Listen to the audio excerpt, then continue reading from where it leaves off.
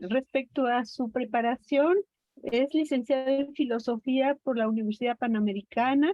Su maestría la hizo aquí en la UNAM, donde trabajó bajo la dirección de Mauricio Berchot y Carlos Pereda, y su doctorado lo hizo en la Universidad de Navarra bajo la tutela de Alejandro Llán. También cuenta con un posgrado por el IPAE. Entonces es también miembro del SNI y profesor en la Universidad Panamericana y en la UNAM. Ha editado muchísimas cosas, entonces me tardaría casi lo equivalente al seminario en decir todo lo que ha hecho. Por eso es más fácil de preguntarle en qué no se ha involucrado. Pues muchas gracias, bienvenido a nuestro seminario y pues estamos atentos a ver qué pasa con estos colegas que nos va a estar platicando. Muchas gracias. Gracias, doctora Negrón. Perdón que te interrumpa, doctor Zagal.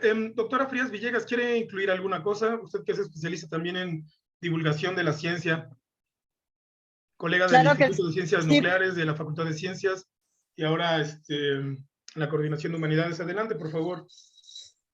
Bueno, pues buenas tardes a todas y a todos. Doctora, ¿qué tal? Encantada de saludarla.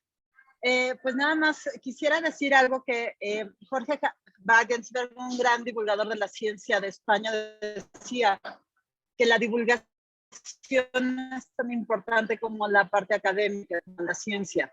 Y yo creo que el doctor Zagal ha hecho ambas cosas de manera fabulosa y me parece que ha llevado la parte de la cultura, los mitos y la historia, su querido Aristóteles, como ya nos dijo, a la gente de una manera accesible y maravillosa. Entonces, para los que no lo conozcan, creo que esta será una plática fabulosa con un gran académico y divulgador, y esperamos, pues, además, tenerlo más seguido en la UNAM. Muchísimas gracias, y gracias a los organizadores, al doctor Alejandro Heredia y a Paola Molina. Muchas gracias.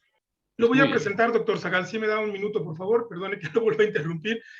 Pues, muy estimada comunidad, les damos la más cordial bienvenida, como siempre, a este seminario. En este caso es nuestro seminario extraordinario del Departamento de Química de Radiaciones y Radioquímica del Instituto de Ciencias Nucleares de nuestra Universidad Nacional Autónoma de México. Les recordamos que la pandemia no ha terminado, así es que debemos seguir cuidándonos y seguir cuidando. Hay que hacer ejercicio, procurar no utilizar automóviles que son espacios cerrados, tener una muy buena dieta, si es posible andar en bicicleta mucho mejor, tener sana distancia y el uso de cubrebocas. Gracias a nuestra colega, la técnica Paola Molina Sevilla, que está haciendo un doble sacrificio porque tiene su curso de absorción atómica, entonces, que es coorganizadora de este seminario. Le damos doble agradecimiento. Y bueno, pues hoy tenemos un excelente invitado, es el doctor Héctor Zagal Arreguín, que nos va a presentar un interesantísimo seminario, especialmente para los que nos dedicamos a la actividad científica. En este caso, el título es La física aristotélica a bola de pájaro. El doctor Héctor Zagal, como ya decía nuestra jefa de departamento, la doctora Alicia Negrón, pues es doctor en filosofía, ensayista, novelista y divulgador cultural. Es profesor titular de la Facultad de Filosofía de la Universidad Panamericana y profesor de asignatura de nuestra Facultad de Filosofía y Letras, también de esta Universidad Nacional Autónoma de México. Es miembro del Sistema Nacional de Investigadores con el nivel 3 y ha escrito algunos libros, por ejemplo, Método y Ciencia en Aristóteles del año 2005 y Virtudes, la trama de la felicidad según Aristóteles, un gran tema también en el caso de la filosofía aristotélica. Y tiene un coautor también importante, Víctor Gómez, del año 2019 es este título. Pues muchas gracias, doctor Zagal Arreguín. Esperamos también que no sea la última vez que está en nuestro seminario, en el seminario del Departamento de Química de Radiaciones y Radioquímica. Y bueno, comencemos entonces con Aristóteles. Adelante, doctor Zagal. Muchísimas gracias por su presentación. La física aristotélica a vuelo de pájaro. Muchísimas gracias. Bueno, pues muchísimas gracias a todos.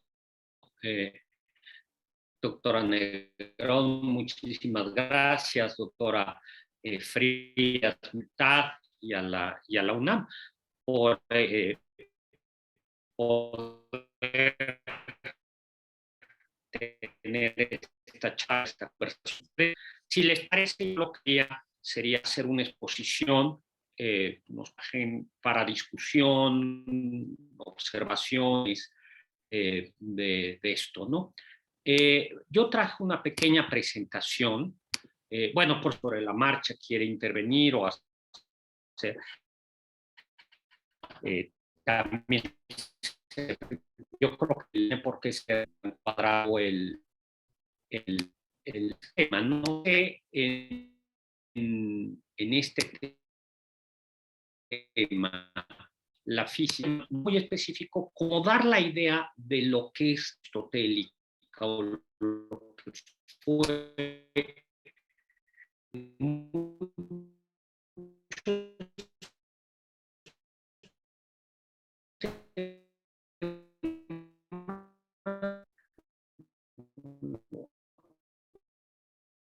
la gente de comunicación, de la retórica aristotélica. En poética, a mí que me gusta también escribir ahora novelas y guiones, es impresionante cómo anatomía funcional, el único punto de su obra que no, uno de saber en los que no y es uno de sus discípulos el que escribe un tratado muy importante del de sobre las plantas, ¿no? El texto encuentra, como vamos a ver ahora, en una serie de textos que tienen que ver con el movimiento. La palabra física en los antiguos, en este sentido, de aquello que estudia la naturaleza. Y a mí lo que me gustaría comenzar es qué es la física. Aristóteles es una ciencia, es una episteme. En la época de Aristóteles hay, y esto es porque Aristóteles no es un autor que inventa, sino que más bien lo que hace es teorizar a partir de hechos, ¿no? Y en la época de Aristóteles hay como dos hechos epistemológicos, por así decirlo. Por un lado está la geometría como un conocimiento maduro, como ya un conocimiento maduro, aunque Euclides es posterior, ligeramente posterior a Aristóteles, en realidad ya están los conocimientos euclidianos, por así decirlo, antes de Aristóteles, ¿no? Es un conocimiento maduro y para Aristóteles va a ser el modelo del conocimiento científico por excelencia, ¿no? Y lo que va a hacer Aristóteles es justo preguntarse por qué la geometría alcanza ese grado de certeza y de necesidad en sus demostraciones y va a explorar y sistematizar ese sistema. Y del otro lado, un conocimiento que ellos consideran que está maduro es la medicina, ¿no? La medicina no es para Aristóteles una ciencia, sino es una técnica, que es un término muy difícil de traducir al español, que podría ser algo así como tecnología, técnica quizá. La medicina para ellos es un conocimiento maduro y en cierto sentido sí que lo es, porque el corpus hippocraticum para esta época ya es el corpus hippocraticum ya es un intento de explicar la salud y por tanto los tratamientos única y exclusivamente en función de causas naturales, ¿no? Es equivocado, no equivocado, la medicina hipocrática considera la salud como un equilibrio de sustancias y por tanto lo que del cuerpo humano y por tanto lo que se trata es de conseguir que se restablezca ese equilibrio y ya veremos cómo Aristóteles añade algo a esto, ¿no? Entonces Aristóteles justo su punto de partida va a ser la existencia de la medicina y la existencia de la geometría. Aristóteles considera que hay fundamentalmente tres ciencias. En ese momento aquí hay que recordar que estamos presenciando el nacimiento de la ciencia. Tan lo estamos recordando que todavía no existe que no existe propiamente hablando la ciencia. En el griego de la época de Aristóteles, la palabra episteme todavía puede significar conocimiento, conocimiento. O sea, tú tienes episteme cuando conoces cualquier cosa, ¿no? ¿Cuál fue el resultado de los Juegos Olímpicos, ¿no? Pero poco a poco Aristóteles va a ir dando un sentido preciso y técnico y va a ir reservando el término, tenerlo ya caracterizado como ciencia, ¿no? Hay que recordar que el lenguaje científico de Aristóteles se toma del lenguaje ordinario, y entonces lo que va a hacer es tomar palabras del lenguaje ordinario y les va a ir dando un sentido paulatinamente científico. Entonces él considera que hay tres grandes epistemae, tres grandes ciencias teóricas, que son, por un lado, la matemática, la física y la teología. La teología tiene un elemento metaempírico, pero no sobrenatural. Esto es muy importante. Algunos hablan de ella como metafísica. Aristóteles no utiliza esa palabra. La matemática es, de alguna manera, siempre que Aristóteles pone ejemplos de conocimiento científico, va a poner el ejemplo de demostración científica, el ejemplo de la geometría, ¿no? Que es el conocimiento más maduro. ¿Qué es lo que estudia la matemática? La matemática estudia para Aristóteles entidades que tienen cantidad, como el número, que son cantidades, pero que no se mueven. Y no se mueven porque son entidades en donde la inteligencia humana hace como un pequeño truco y pone unas condiciones especiales. ¿Qué quiere decir esto? Que la cantidad matemática no es una cantidad de algo. Dicho de otra manera, la esfera de Euclides no es una esfera de bronce, de tierra, sino propiamente hablando, no tiene materia, o Aristóteles dirá, utilizar una expresión, ilenuete, materia inteligible, simplemente para señalar cómo lo que en las matemáticas pasa es que la cantidad no es cantidad de algo, sino que se considera un tipo de cantidad abstracta. Aristóteles lo que va a explicar por qué la matemática alcanza una exactitud, una exactitud, es decir, dado que la esfera de Euclides no es de ninguna materia, es una esfera en donde toda la superficie, todos los puntos de la superficie equidistan de un punto llamado centro. Algo que no pasa con la esfera de bronce, porque en el mundo físico, en el mundo natural, no hay ninguna superficie que tenga las características, ¿no? De esto. No es el primero. Platón ya había advertido que había algo con las matemáticas, ¿no? Y justo Platón y Aristóteles lo que van a tratar de explicar es qué es lo que hace que las matemáticas funcionen y ver de qué manera ese modelo puede ser exportado a otro tipo de conocimientos. El segundo espacio, la segunda ciencia es la física.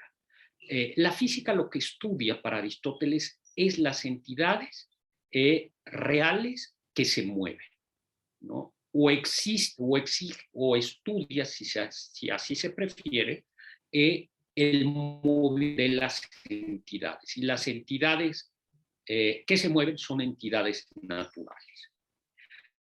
La física es una ciencia muy a un rango de que son entidades naturales que se mueven, pero cuyo movimiento es eterno, hasta movimientos menos perfectos, aunque quizá más complejos, como el estudio de los seres vivos. Por eso, en la física está para Aristóteles lo que hoy conoceríamos como astronomía, está el estudio del movimiento local, está el estudio, y le preocupa, por ejemplo, cómo se congela, o sea, el proceso de congelación, en realidad no lo entiende y él dice que no acaba de entender qué es lo que pasa, le preocupa esos movimientos, pero también le preocupa, por ejemplo, el modo como se mueven los animales.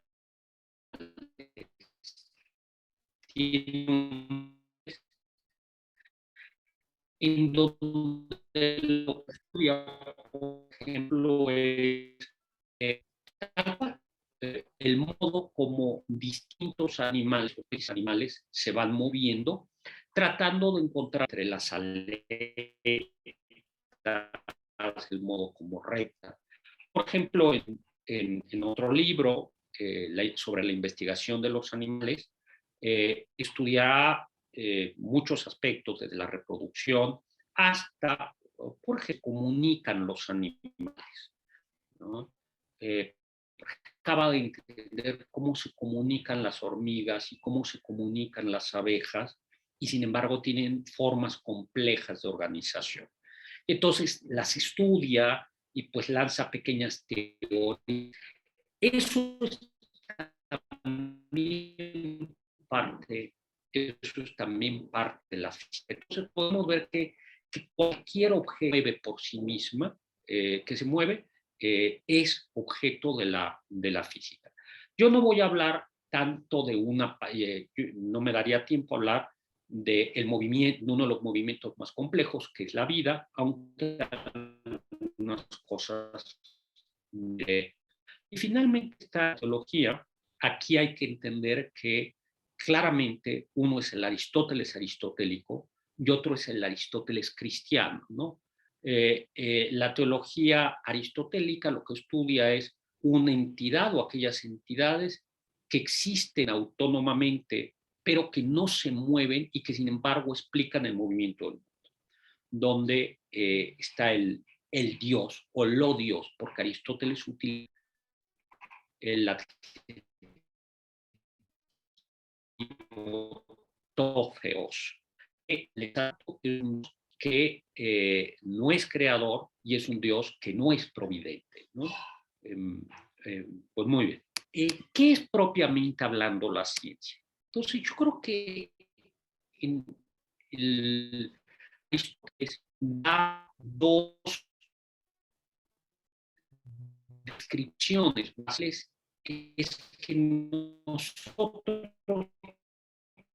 podemos, el conocimiento existe en buena medida en afirmar una propiedad de un determinado sujeto. El sujeto, donde ya vimos que el sujeto no necesariamente tiene que ser un sujeto existente.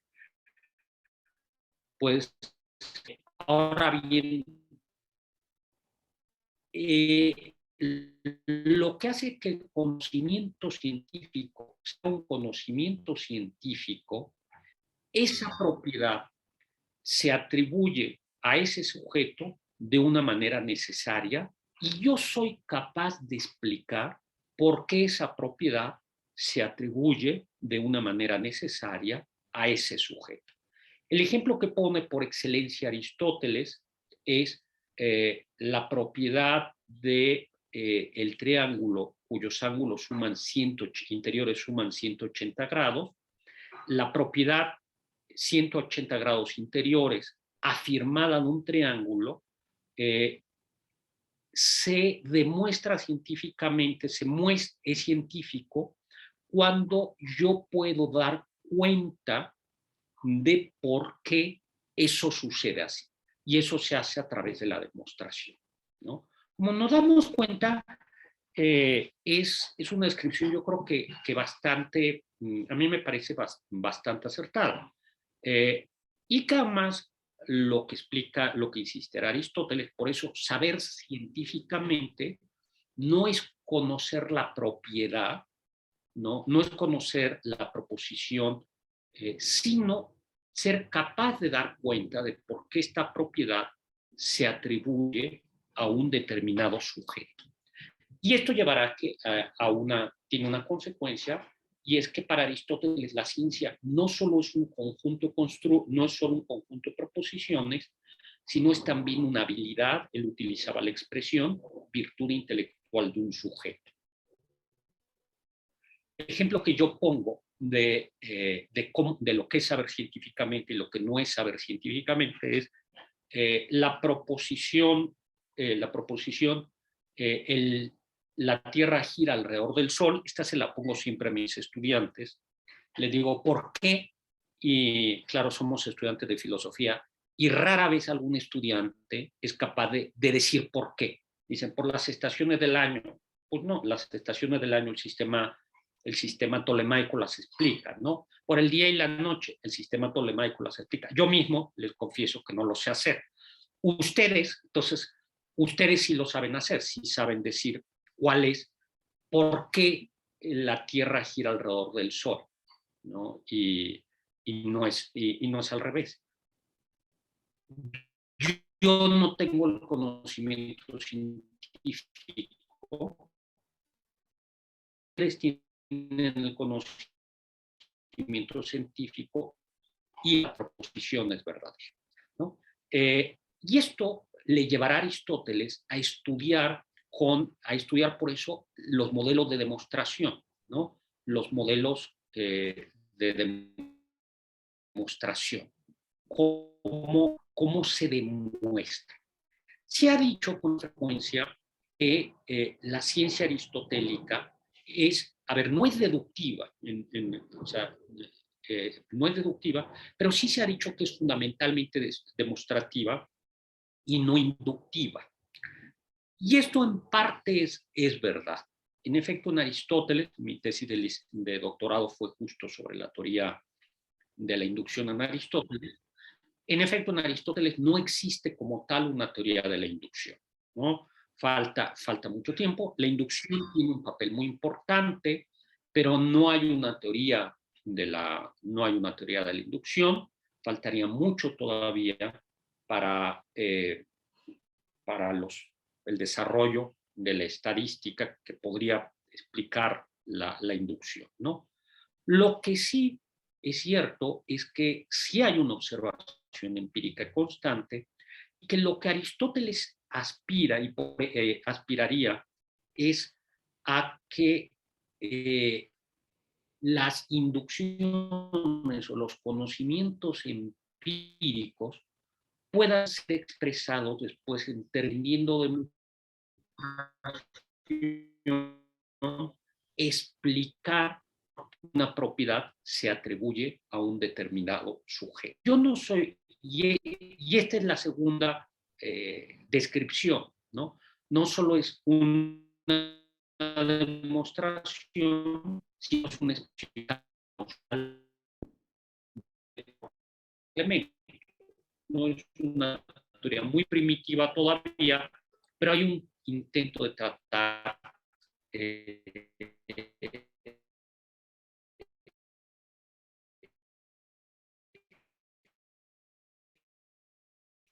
cómo, ¿no? Aristóteles va a tener una noción,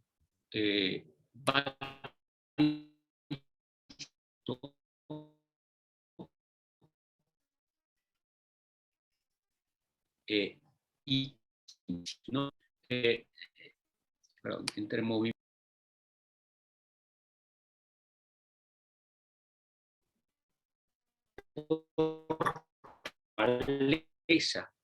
y la el mundo sublunar tenga movimientos circulares, porque es la única manera en la que pueda haber un movimiento infinito, ¿no? Un movimiento perpetuo, ¿no? Aristóteles distingue, sin embargo, entre kínesis y metabolé, que es cambio. En el cambio, que va cambiando, ¿no? Digo, que va moviendo, ¿no? Mientras que en metabolé hay un cambio del sujeto. hay un cambio de sujeto, ¿no? Los típicos movimientos son el cambio de sustancia, que se llama cambio de generación de corrupción, que es un cambio, pues no sé, por ejemplo, cuando una persona muere, hay un cambio, ¿no? El cuerpo, el ser humano deja de ser vivo para convertirse en cadáver y el cadáver se corrompe, ¿no? Eso será corrupción y generación será el nacimiento. El cambio de cualidad, que por ejemplo es el cambio del color, ¿no? Es el cambio del color, el cambio de temperatura. Aristóteles tiene un problema, por ejemplo, con la teoría de los colores, ¿no? Tiene una teoría que no acaba, de nueva cuenta, Newton será quien explique los colores. Aristóteles lanza algunas hipótesis sobre qué es el color, pero sería el típico cambio cualitativo, el cambio de cantidad y el cambio de lugar.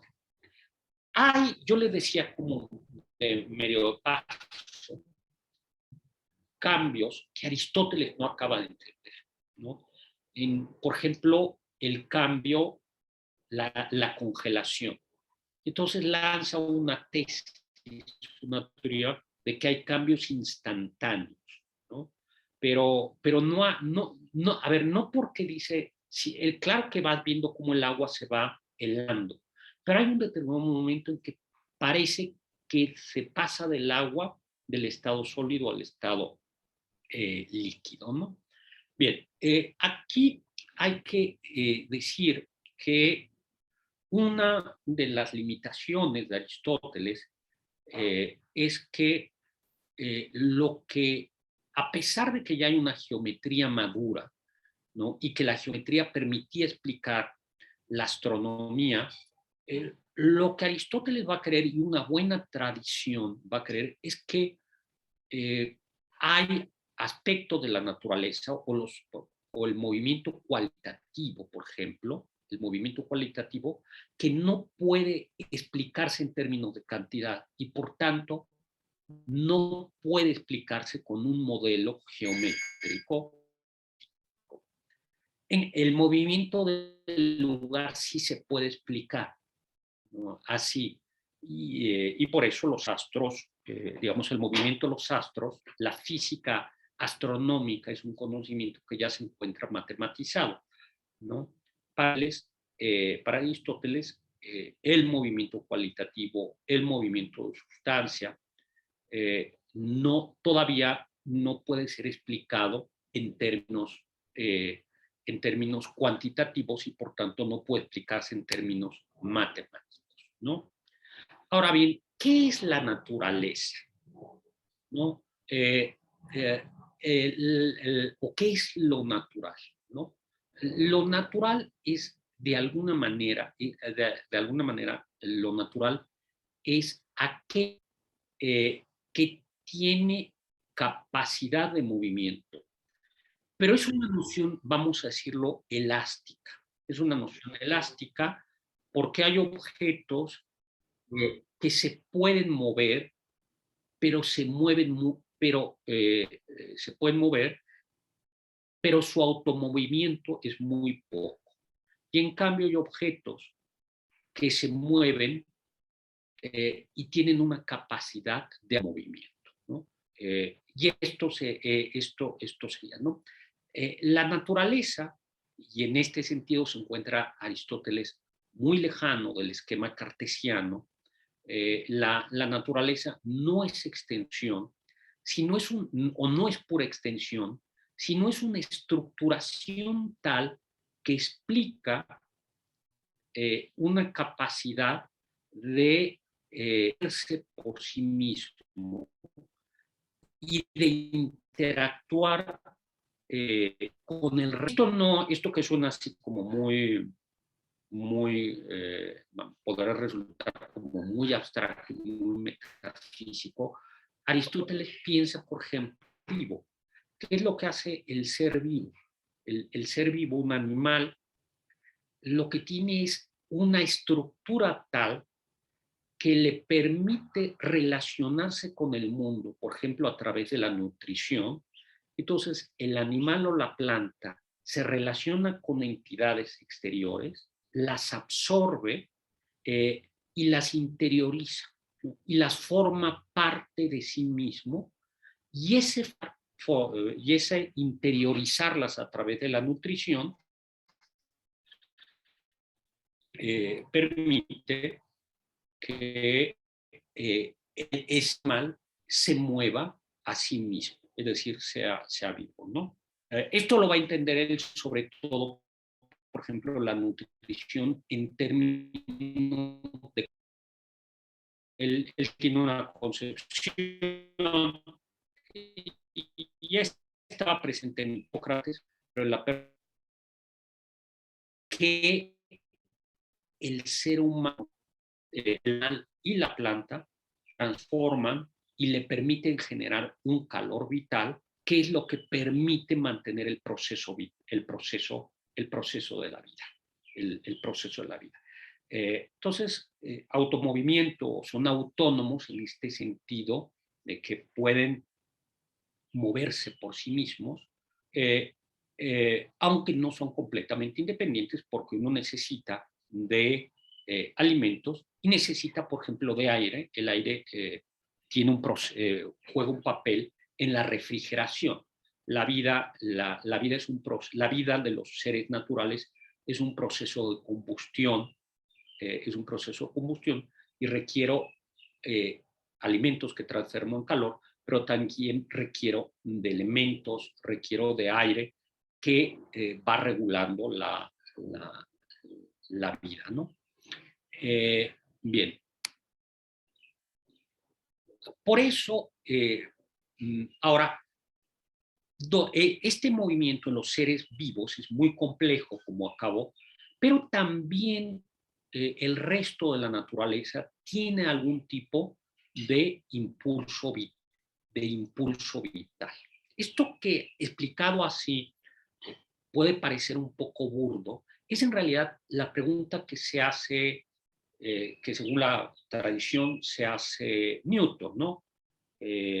Yo siempre les pregunto a mis estudiantes, yo todavía doy clase en prepa y a mis estudiantes de prepa les digo, ya se dieron cuenta que la lluvia cae de arriba para abajo, y entonces dicen, claro, haces esas preguntas todas porque estudiaste filosofía, ¿no? Les dicen, no, esa es la pregunta que Aristóteles, que se hizo Newton, ¿no? La manzana, ¿por qué las manzanas caen? Y en realidad es la pregunta que se hace, y es la pregunta que se hace Aristóteles, ¿no? ¿Por qué los objetos caen, ¿no? ¿Por qué una piedra cae? Y la respuesta aristotélica la respuesta aristotélica es que todos los objetos naturales tienen un impulso, o su estructura es tal que los lleva a tener un movimiento de tipo natural. Este movimiento natural se opone al movimiento violento o movimiento forzado. El caso que pone Aristóteles es la piedra. La piedra tiene un impulso, un movimiento natural hacia abajo, y yo puedo forzar el movimiento hacia determinado momento. La piedra tiende a bajar. El movimiento hacia arriba es un movimiento violento que contradice por decir natural, y la piedra hacia abajo.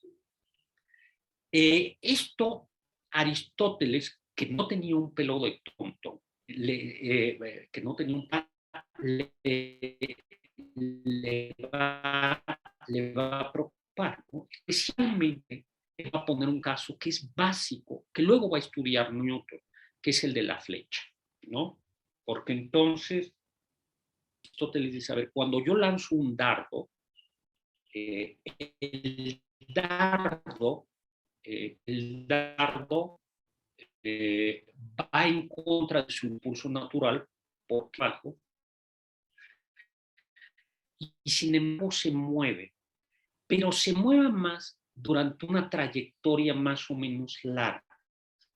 Entonces se pregunta, movimiento se siga transmitiendo, ¿no?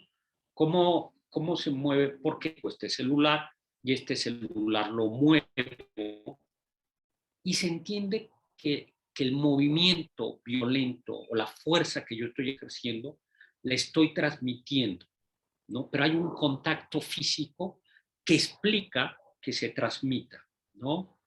¿Qué pasa con ciertos objetos? Como la flecha, pero con la misma piedra. ¿Por qué si no hay contacto físico, el cuerpo se sigue moviendo durante un determinado momento, ¿no? Que es una pregunta, como se han contado, es una pregunta muy inteligente, ¿no? Una pregunta muy inteligente. Lanza se llama, para la gente que sigue Aristóteles, es el problema de la flecha, que luego va a estudiar Buridan y que se sabe que le interesó a Newton, que es la pregunta es decir, ¿cómo se mueven? La respuesta aristotélica va a ser una respuesta no está seguro, pero él dice que le parecería que de alguna manera el aire permite que se mueva, permite la transmisión de la fuerza física. Y va a haber otro caso que no va a poder explicar bien, que es las mareas, ¿no? Entonces, dice, claro, las mareas tienen que ver algo con la luna, pero la luna no está pegada a la Tierra. ¿Qué es lo que hace que se mueva el agua al ritmo lunar, ¿no? Ahí no tiene respuesta. Y el otro es la conexión entre planetas, ¿no? Entre los planetas y la Tierra, cómo se transmiten las fuerzas. Y ahí va a recurrir a algo parecido a lo del aire. Él va a creer que va a haber como un movimiento de atmósferas y es decir, como que los planetas mueven diversas capas de aire y mueven la atmósfera de la Tierra y que eso es lo que va explicando la conexión, ¿no? Pero como ven, aparece ya este tic científico, es decir, el tic científico consiste en explicar por qué pasa lo que pasa, y si yo no soy capaz de dar una explicación causal, ¿no? Una explicación causal, en realidad no hay una explicación científica, ¿no?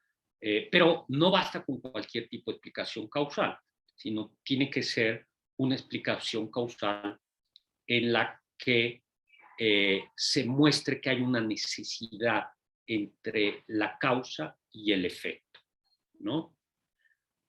Y esto también le va a abrir otro problema, ¿no? Dice, ¿por qué existe el azar el azar en la naturaleza? Es decir, ¿por qué hay animales que nacen con cuadrúpedos que nacen con 3 patas? ¿O por qué hay ciertos acontecimientos, accidentes, que parece que rompen las regularidades de la ley? Y entonces la explicación que va a dar dice, lo que sucede es que hay una convergencia de causas, ¿no? El término griego es imbebekos, y el término español accidente conserva ese sentido. ¿Qué es un accidente de tránsito? Un accidente de tránsito es un choque. Un choque. Pues que yo iba a dar clase y voy por Insurgentes y que otro señor viene por, no sé, por Magdalena, por el eje ese de Magdalena,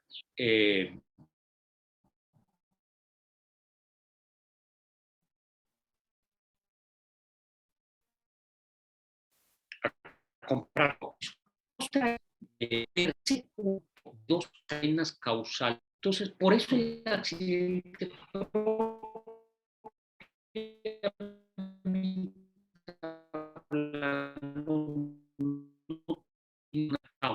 tiene una causa, porque yo no puedo explicar, es decir, ¿Cuál es la causa de que yo chocara? La causa de que yo chocara no es que yo iba a dar clase a CEU. Y la causa de que el otro chocara no es que iba a... No, esa es la causa accidental. Es decir, explica el accidente, pero no lo explica propiamente, ¿no? Es esa convergencia de cadenas causales o sucesos lo que esto me lo voy a saltar. Yo he hablado hasta ahora eh, de, de causa, ¿no? La palabra causa en Aristóteles también es un poco tramposa. Bueno, no tramposa, sino la palabra que utilicé él es una palabra haitía, en griego, que se utilizaba en ese momento para responsabilidad, para explicación. Hoy por hoy incluso la mayoría, muchos especialistas en Aristóteles dicen las otras causas son. Entonces, para Aristóteles, las entidades naturales y la ciencia, por tanto, puede dar una explicación en 4 niveles. La explicación material es de qué está hecho algo. La explicación formal, este es bien importante, no es la figura, es la estructura, ¿no? ¿No? Es la estructura, ¿no? ¿Cuál es la forma, la causa formal de la circunferencia? No es la circunferencia dibujadita, es la definición tal, en donde cerrada, en donde todos los puntos equidistan de un punto llamado centro. O mejor dicho todavía sería la ecuación de la circunferencia. Esa es la forma de la circunferencia, ¿no? La explicación eficiente es lo que explica el cambio y la finalidad es la función de algo. Y por eso, la naturaleza tiene que ser explicada, puede ser explicada de diversas maneras. ¿Qué pasa, por ejemplo, con las matemáticas? Que las matemáticas o la geometría solo se explica desde el punto de vista de la causa formal, porque no hay materia, no hay explicación eficiente y no hay explicación final. En cambio, el ser,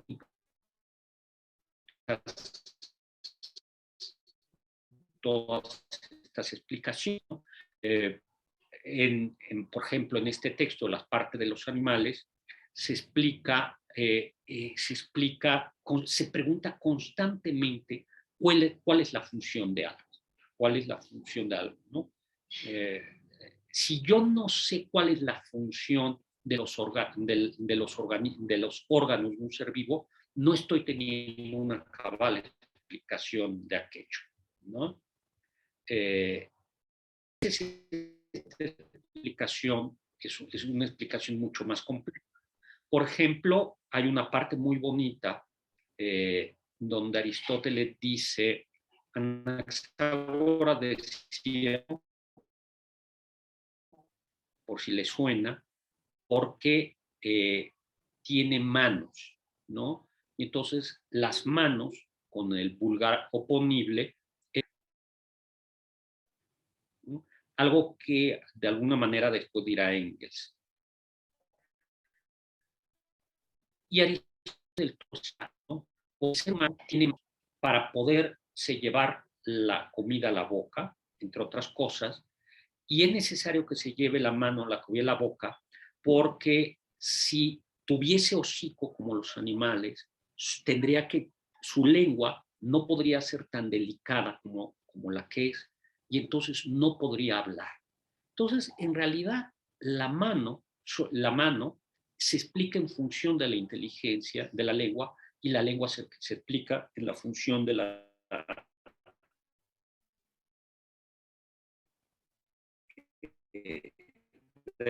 inteligencia. La política, la función la ciudad, ¿no? Muy bien. Entonces, estos son los 4 niveles de las causas, ¿no? Y ahora bien, yo sí insistiría mucho en que materia y forma, en que la forma tiene que ver con la estructura, ¿no? Y qué es la forma o la disposición lo que determina la materia de algo. A mí, un ejemplo puede ser un poquito vulgar, pero, pero a mí me gusta, ¿no? A ver, ¿cuál es la forma de la torta, de una torta de pavo? Ahorita ya se nos está haciendo, seguramente ya nos está dando hambre. Bueno, la forma de una torta de pavo, de una torta de pierna, no es la forma del bolillo, ¿no? No es tampoco, no es la suma de los ingredientes, no es los frijoles, los jalacrema, la telera, sino es el modo y la disposición, cómo se pone la telera, la proporción, eso es la forma, ¿no? Por eso la suma de los ingredientes no es un ingrediente más, sino el modo como los ingredientes, como las partes se estructuran, eso es la forma. Y eso es la forma de los seres vivos, ¿no? Eso es la forma de los seres vivos. Y cuando Aristóteles dice que el alma es la forma de un ser vivo, no hay que pensar en una ghost in the machine, en un fantasmita dentro, ¿no? Y por eso la forma no sobrevive cuando las partes se deterioran, desaparece la forma. Por poderlo de una manera como muy coloquial, si se echa a perder, si le salen hongos a la telera, pues ya no.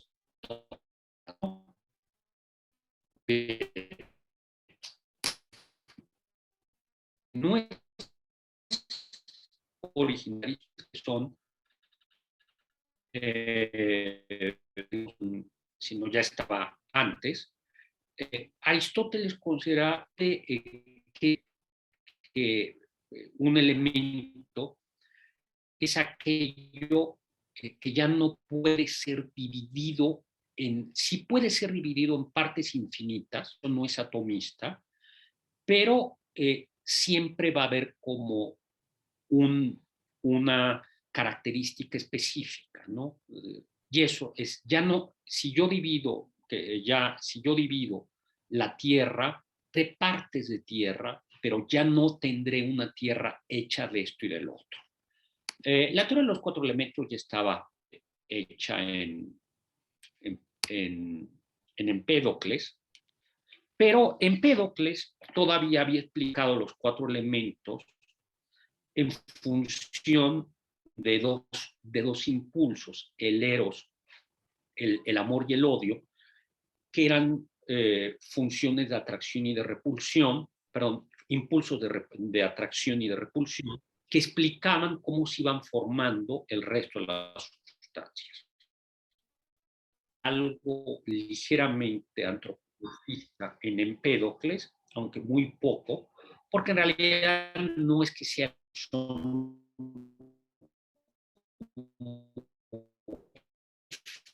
fuerzas que cómo se van mezclando los elementos, ¿no? Ya Platón pensó que los elementos se podían transformar entre ellos, salvo la Tierra.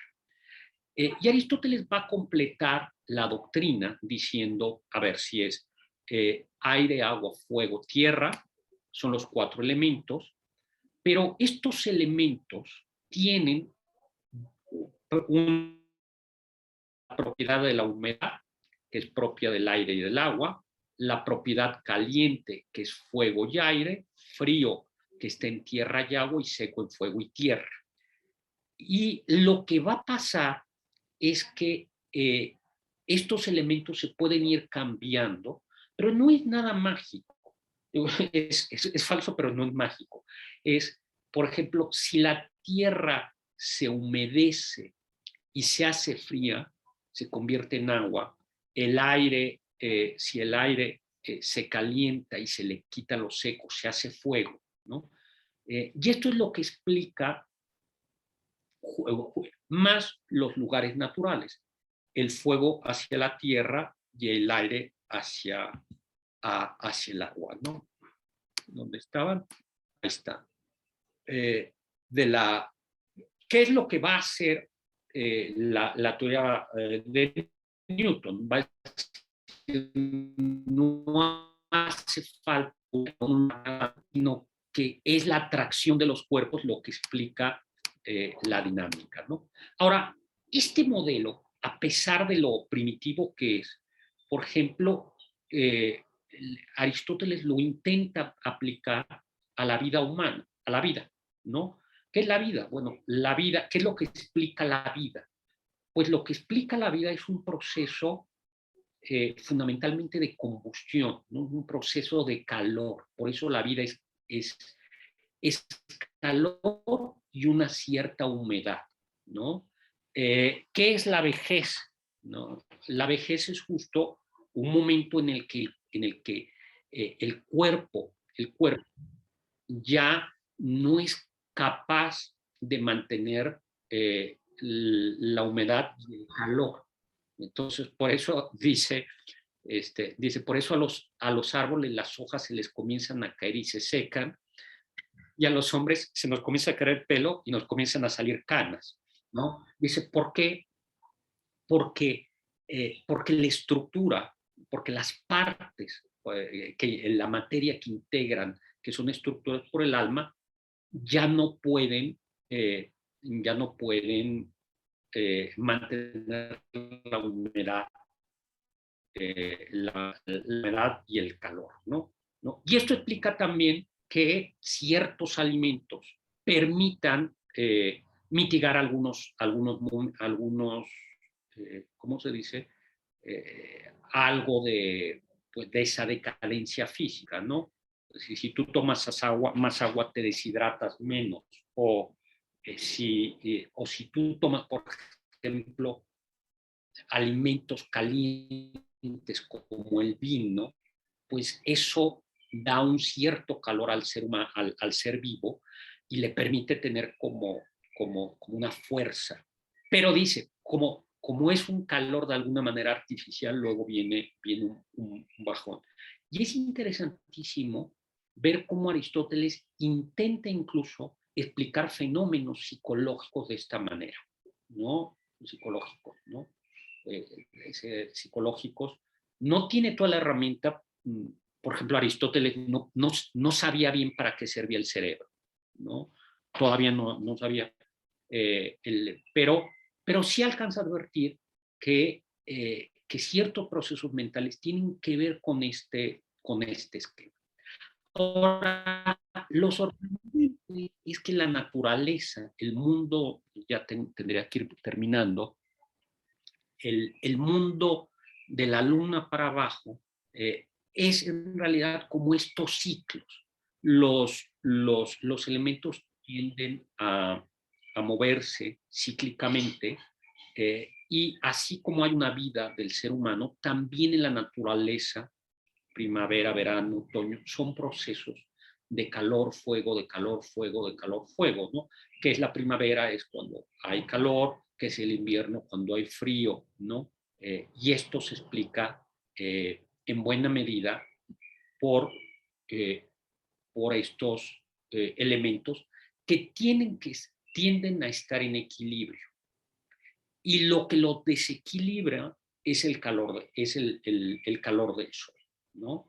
El calor del sol, las estaciones, es lo que hace que en la Tierra aparezcan estos desequilibrios, entre comillas, que van generando desde toda la eternidad estos ciclos vitales, ¿no? Ahora bien, la parte más frágil de Aristóteles es, por supuesto, la astronomía, ¿no? Digo frágil, sin embargo, podían calcular eclipses, era, es decir, el sistema tolemaico, este sistema es un sistema que explicaba muchos de los fenómenos, permitía calcular eclipses, estrellas, movimientos, ¿no? Lo que Aristóteles considera es que estos cuerpos tienen que ser como existen desde siempre, desde el movimiento circular, y que para no corromperse, es decir, no destruirse como cíclicamente, como la Tierra, que cada cambio de estaciones hay muerte, vida, muerte, vida, muerte, vida, dice, no pueden estar hechos de agua, aire y tierra, porque si tuvieran agua, aire, fuego y tierra, tendrían en sí mismos estos procesos. Y entonces deben de estar hechos de un quinto elemento. Aristóteles no dice que sea éter, pero sí dice un quinto elemento. Claro, aquí es donde Galileo le da un torpe. Cuando Galileo inventa el telescopio y se ve claramente los agujeros de la luna, en realidad lo que a los aristotélicos le preocupó de Galileo era el tema de que la luna tenía agujeros, ¿no? Entonces, estos cuerpos no son perfectos, y al no ser perfectos quiere decir que están hechos pues de tierra, o que tu quinto elemento que carezca de este desequilibrio propio de los otros elementos. Y por tanto, ¿no? El movimiento, se te cae el cuerpo, ¿no? Estos de la Tierra, y hay finalmente una esfera que es la de las estrellas fijas.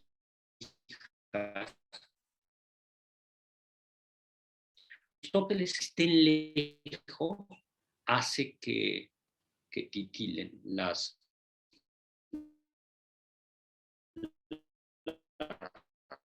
no, porque ¿qué explica el movimiento de la Tierra? Lo que explica el movimiento de los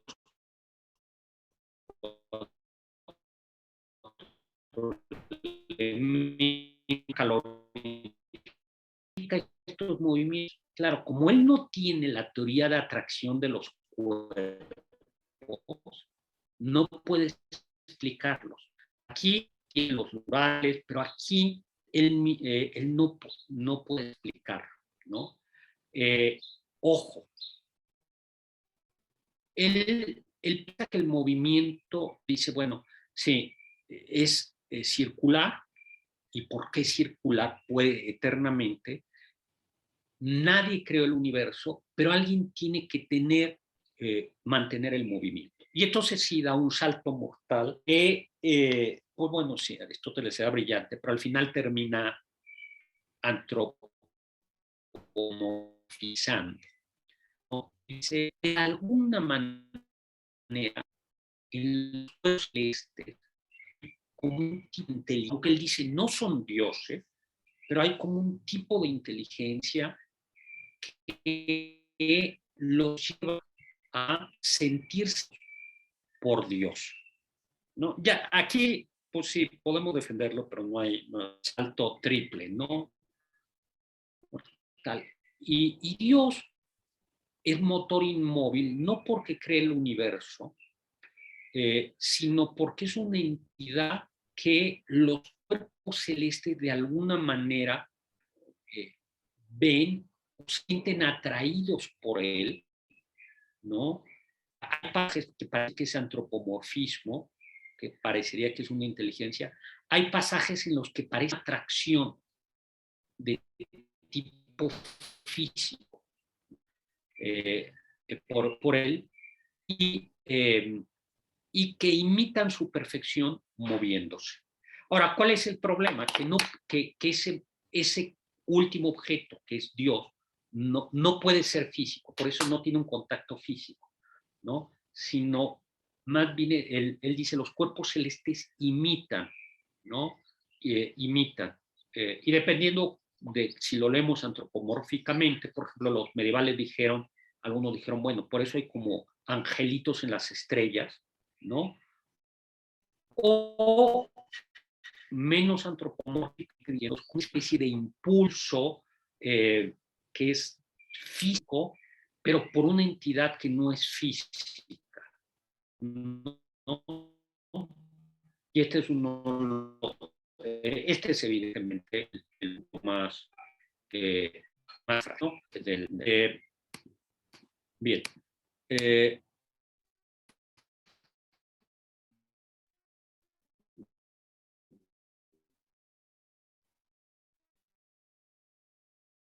Arqueología,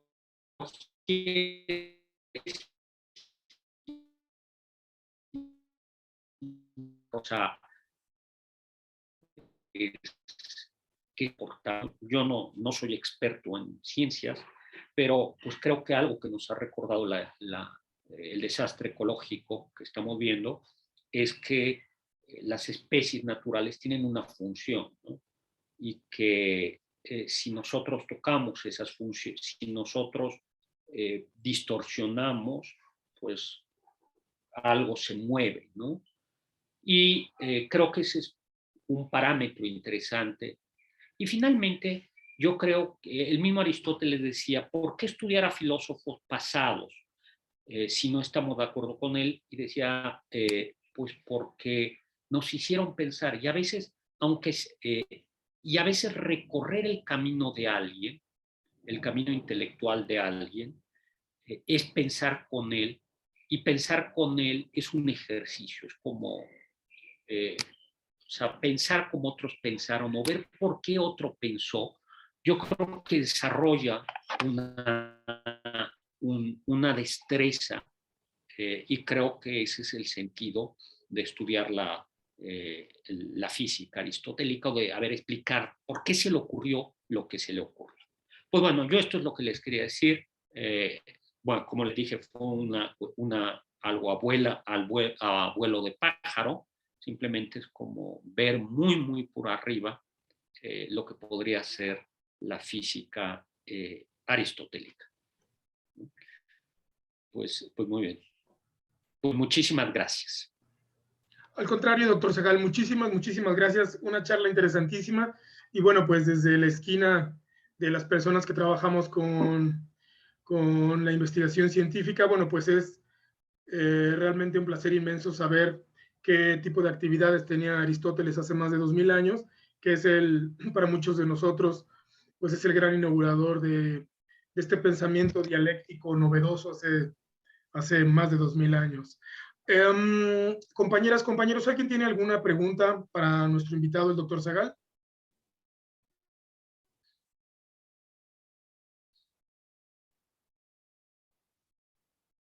¿Tú das la palabra o la doy? Puede ser usted, doctor, también. Y nuestra compañera Pao Molina Sevilla, pues ya escribió en el chat, pero puedo quitarlo de los límites de seguridad. Por ejemplo, Una curiosidad como matemática y filósofa. Sé que Aristóteles tenía esta noción, que a mí me interesa desde matemáticas. Sé que el pensamiento de Aristóteles tuvo que fuerte como paso.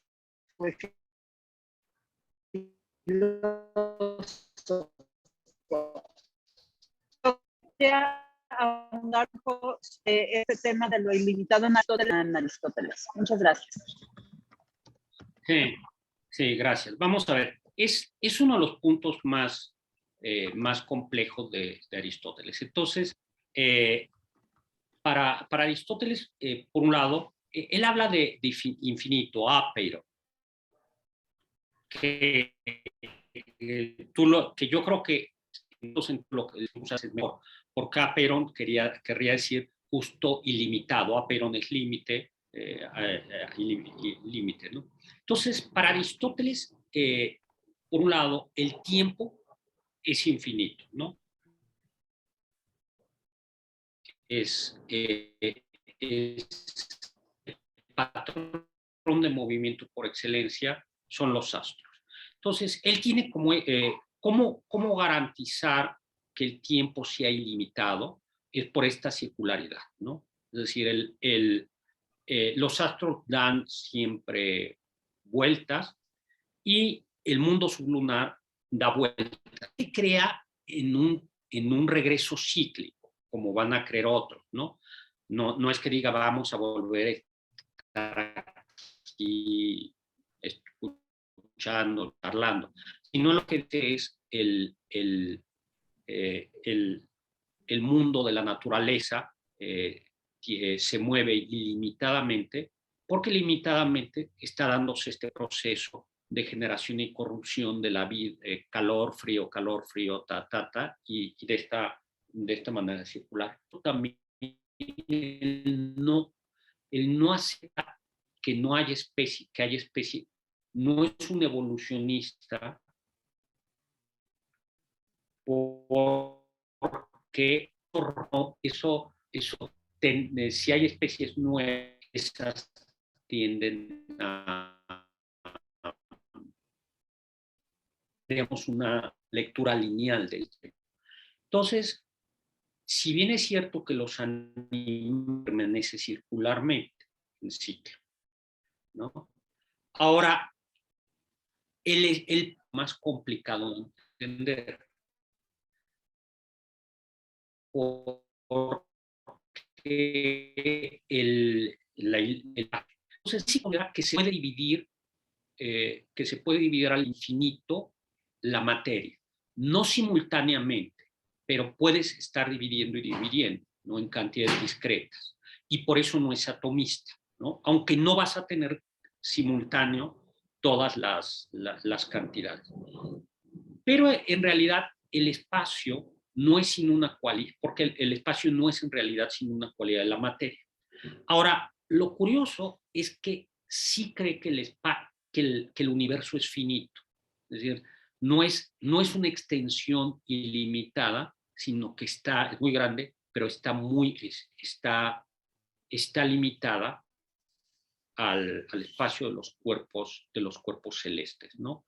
Es una de las partes en donde, pues, ¿por qué? Porque dice, no puede existir esta extensión infinita, no puede existir la extensión infinita en acto, ¿no? Y de alguna manera es como una especie de esfera, ¿no?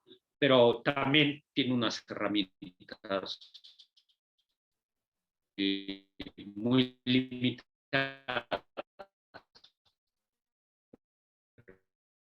El ejercicio es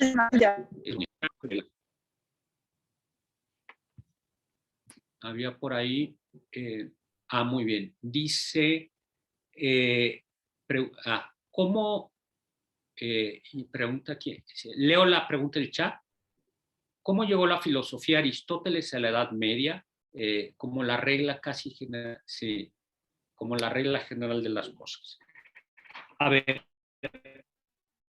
en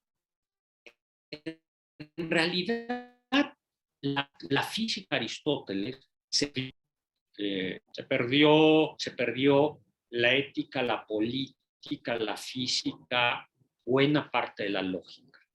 Pero recuerden que Alejandro Magno había conquistado Persia, y entonces buena parte de la obra aristotélica se conservó en Persia. Cuando los árabes conquistaron Persia, llevaron la obra de Aristóteles primero a Arabia, y de Arabia a España. Y de España en el siglo XIII la llevó circulando al mundo cristiano medieval. Pues bien importante esto, porque yo diría, a mí me gusta decir, un ateísmo funcional. Es decir, si se dan cuenta, no hay creación, no hay providencia, y es un materialismo, es un materialismo funcionalista, ¿no? Todas las reacciones se prohíben tratar de compatibilizar el cristianismo aristotélica con el cristianismo. En concreto, por ejemplo, lo que Aristóteles va a decir en la física, va a decir Tomás, dice, va a decir, no se puede demostrar la creación. La creación no es una cuestión de fe, la creación en el mundo, pero Aristóteles sí vio que hace falta que mantenga el movimiento, y en ese sentido dice, más dirá, la primera reacción es un manotazo fuerte, ¿no? Entonces, y fue una revolución, fue la revolución árabe, la revolución del conocimiento árabe, porque no solo llegó Aristóteles, llegó la medicina hipocrática, llegó la álgebra, y esto es la gran revolución científica, llegó la lógica del siglo XII, del siglo XII hasta el Renacimiento, ¿no? Pero los árabes ya tenían. ¿Qué es lo que pasó con los árabes? Un amigo mío que cita árabes, es que en Arabia, en el mundo musulmán, hubo una ilustración, eso me lo platicaba él, hubo una ilustración, pero la reacción, digamos, los fundamentalistas ganaron y se cepillaron a los grandes filósofos árabes. O sea, y entonces ganó el fundamentalismo. ¿Qué pasó en el mundo cristiano? Que fue que Aristóteles, el álgebra, Hipócrates, se recibió y bueno, fue adaptado para el cristianismo, pero vamos, se permitió, y yo creo que eso es lo que explica que hay un proceso de ilustración en Occidente que se detuvo en el mundo islámico. Muy bien. Muchas gracias, doctor. Y yo, abusando del tiempo y la confianza, le hago otra pregunta también que está en el chat. ¿Quiere leerla usted? La leo yo, la lee nuestra compañera Pau. Bueno, dice, ¿cuándo y dónde se encontraron los últimos textos de Aristóteles considerados? Sí. Fíjate que uno de los últimos que se encontró, a ver, la gente dice que Aristóteles a veces no hacía trabajo experimental, sí hacía. Lo que no tenía era métodos científicos, o sea, no existía el método científico. Y hacía observaciones en política. Su teoría política es una teoría que tiene una parte de teoría que tiene una parte de análisis político, sin constituciones, o más de constituciones de países, de ciudades griegas y no griegas. Aunque hay muchas referencias a la política en ellas, ¿no? Por ejemplo, cuando el político, todos dicen Cartago es esto, en Tebas es esto, eso va. Yo creo, sin embargo, que es ser esto, ¿no? Y se encontró en el siglo XX, en el siglo XIX, en una universidad alemana, la política, la constitución se encontró casi completa, que no es una constitución, sino es una constitución comentada.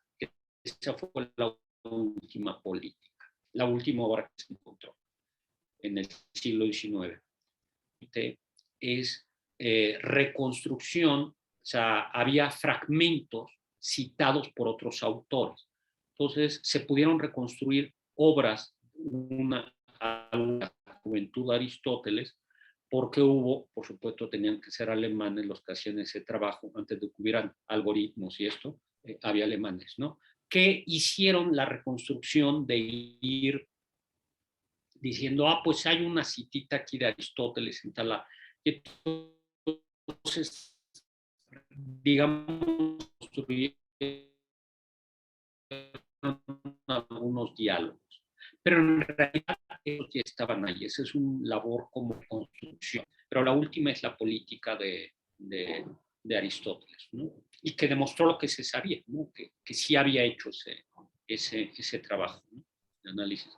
Yo eso a mis estudiantes de filosofía política les digo, a ver, cuando Aristóteles dirían, tú no tienes derecho a venirme a hablar del velo de la ignorancia de Rawls si no sabes qué se está discutiendo hoy en la Cámara de Diputados de México y no sabes cuáles son las leyes fundamentales del país, ¿no? O sea, la política la teoría política tiene que estar impregnada, como también su física, ¿no? Para bien o para mal, sí está impregnada de datos empíricos, ¿no? Y por eso la Constitución es muy importante. La Constitución. Pues muy bien.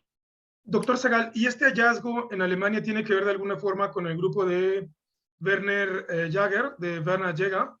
Es anterior. Pero en efecto está dentro de esta tradición, de Jaeger y todos estos filólogos, de todos estos. En realidad en Alemania había una tradición que estaba Becker, Bonitz, Trendelenburg, había ya una serie de filólogos de la Escuela de Berlín a los que termina, es en efecto en ese entorno. Pero este sí fue un hallazgo feliz, o sea, dieron literalmente con un manuscrito que estaba ahí, ¿no? Estaba ahí. ¿Dónde podrían estar los que están perdidos todavía? No, yo creo que es muy difícil, ¿no? Yo creo que es muy difícil. Siempre hay, yo no tengo aquí un libro antiguo, pero en realidad los grandes hallazgos de libros antiguos, no tengo aquí un libro antiguo, pero voy a poner, este no es antiguo, pero viejo, ¿no? La mayoría de los hallazgos se dan en que hay libros con pergaminos, con libros del siglo XV, muy antiguos, y que las pastas, esto de que nosotros reciclamos, son libros de papel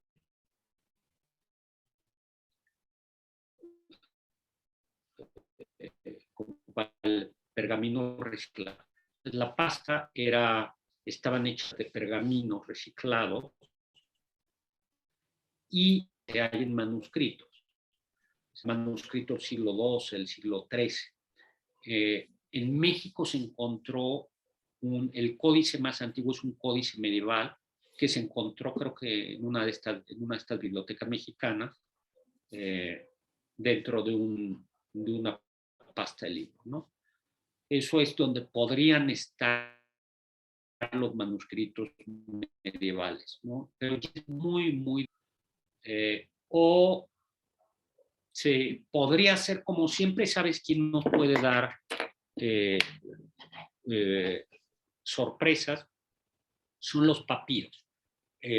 Los papiros en Egipto. Hay que recordar que el papiro es un tipo de papel que dura siempre y cuando el lugar esté seco. Entonces, lo que ha pasado, sí se han hallado bibliotecas y papiros en Egipto por ejemplo, una de gnósticos, se encontraron muchos, ¿no? O los rollos del Mar Muerto, ¿no? En ese entorno. Entonces, podría haber algún descubrimiento, pero por supuesto de broma. Les digo que yo no sé qué va a pasar con nuestros archivos dentro de 2000 años, ¿no? Si de 2000 años alguien va a poder encontrar en la red, en Google Drive, un archivo, no dentro de 5000 años, ¿no? Pero es muy difícil que se encuentre algo. Lo que se encuentra allí es muy, muy, muy cortito, ¿no? Muy, muy cortito, ¿no? Pues muy bien. Pues muchísimas gracias. ¿Alguien tiene alguna otra pregunta? ¿Comentario? Oigan, yo estaba como muy nervioso porque decir, hablarles a científicos de esto, dije, bueno, es como hablarles a médicos de Hipócrates, ¿no? Sí, bueno, pero... Si me permite una broma. Por supuesto, Paola. Que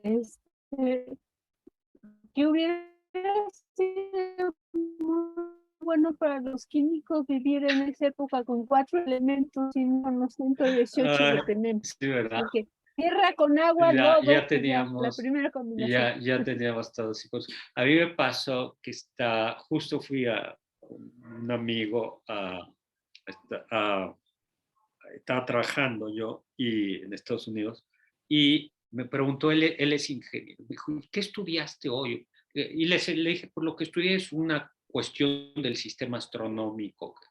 Y entonces me quedó, y en ese momento llegó su niño que está allá del sistema heliocéntrico, y me dijo, o sea, mi hijo sabe más que tú. O sea, tú estás estudiando lo que mi hijo ya... Sí, hubiera sido mucho, mucho mejor, ¿no? Sí, por supuesto.